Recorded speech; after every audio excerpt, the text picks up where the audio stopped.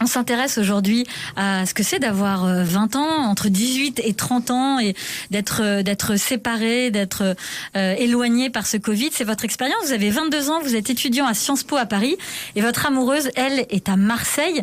Comment vous avez vécu ces confinements, ces séparations forcées? Parce que ne plus se toucher, ne plus se sentir, c'est insupportable, non? Quand on est amoureux.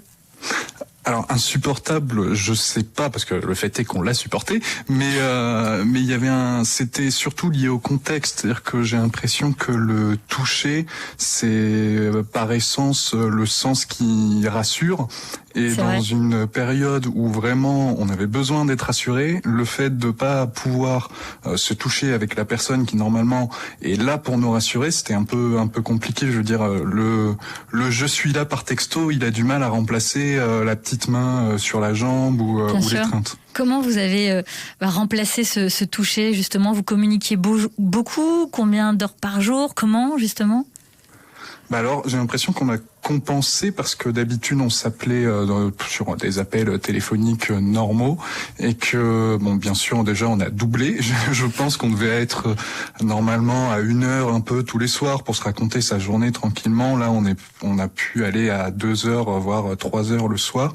Et c'est surtout que c'était exclusivement en visio.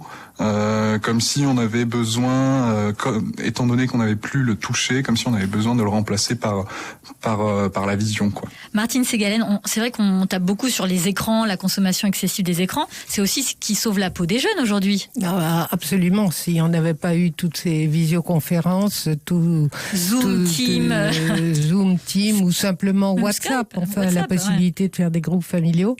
Et je peux dire, alors, à l'autre bout de la chaîne, que quand vous êtes veuf ou veuve, le toucher vous manque pour toujours aussi. Et je comprends tout à fait l'expérience qui est dite. Et ça m'énervait énormément de parler, on parlait toujours des distances sociales. Mais à vrai dire, c'était pas la distance sociale qui nous était imposée, c'était une distance physique. Ouais. Et c'était ça qui était insupportable. Et comme le dit très bien Victor, même se voir, c'était vraiment un pauvre palliatif.